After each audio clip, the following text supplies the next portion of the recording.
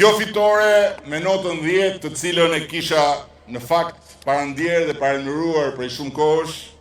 mund t'jetë e pabesueshme për ata që as e kanë kuptuar që Shqipëria sot është një Shqipëri krejt tjetër nga ajo dje, dhe as nuk duan ta kuptojnë që ky popull nuk ka për ta ndryshuar kurse si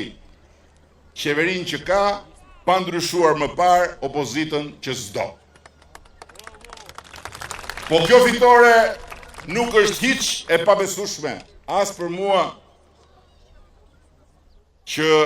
e kam kërkuar për ditë. Qysh 4 vjet më parë, në momentin kur sapo kam zbritur nga podiumi që ishte këtu në mbrëmjen e fitores përparshme, dhe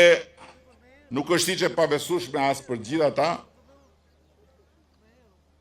që nisur edhe nga shumë këtu, duke filluar nga drejtuesit politik të qarqeve, që bashkë me mua punuan shumë fort 4 vjet me radhë për ta sjellë në shtëpinë tonë rezultatin historik të 11 majit. Koha do ta thotë nëse rezultati i kësaj përballje me kundërshtarët tanë të kahershëm dhe të pandrejshëm është në fakt rezultati i një përballje përfundimtare me historinë tonë të mundimshme, në kushtet kur na ra neve shansi t'ia ndryshojmë përgjithmonë rrjedhën historisë. Gjithsesi, në kryqëzimin mes një palë zgjedhjesh politike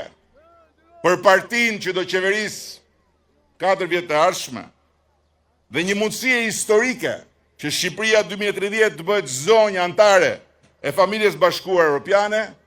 ne u bëm partia që e mishëroi fuqishëm mundësinë historike në sytë e shqiptarëve që duan zonjën Shqipëri në sofrën e BE-s dhe veten e tyre qytetarë të barabartë të Bashkimit Evropian. Të tjerët u munduan të na rendin pas me sharje lebetitse dhe me premtime uleritse, por dora dorës mbetën mbrapa, derisa mbetën shumë mbrapa.